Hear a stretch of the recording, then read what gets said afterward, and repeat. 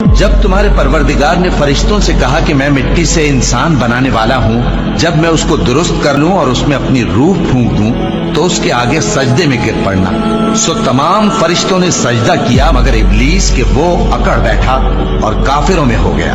اللہ نے فرمایا کہ اے ابلیس، جس شخص کو میں نے اپنے ہاتھوں سے بنایا اس کے آگے سجدہ کرنے سے تجھے کس چیز نے منع کیا؟ کیا تو غرور میں آ گیا یا اونچے درجے والوں میں تھا؟ بولا کہ میں اس سے بہتر ہوں کہ تو نے مجھ کو آگ سے پیدا کیا اور اسے مٹی سے بنایا۔ فرمایا بس یہاں سے نکل جا، تو مردود ہے اور تجھ پر قیامت کے دن تک میری لعنت پڑتی رہے گی۔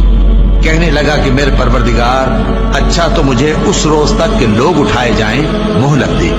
فرمایا کہ تجھ کو مہلت دی جاتی ہے اس روز تک جس کا وقت مقرر ہے۔ کہنے لگا کہ مجھے تیری عزت کی قسم، میں ان سب کو بہکاتا رہوں گا سوائے ان کے جو تیرے چنے ہوئے بندے ہیں۔ فرمایا ٹھیک ہے، اور میں ٹھیک ہی کہتا ہوں کہ میں تجھ سے اور جو ان میں سے تیری پیروی کریں گے سب سے جہنم کو بھر دوں گا۔ اے پیغمبر، کہہ دو کہ میں تم سے اس کا صلہ نہیں مانگتا اور نہ میں بناوٹ کرنے والوں میں ہوں۔ یہ قرآن تو اہل عالم کے لیے نصیحت ہے اور تم کو اس کا حال کچھ وقت کے بعد معلوم ہو جائے۔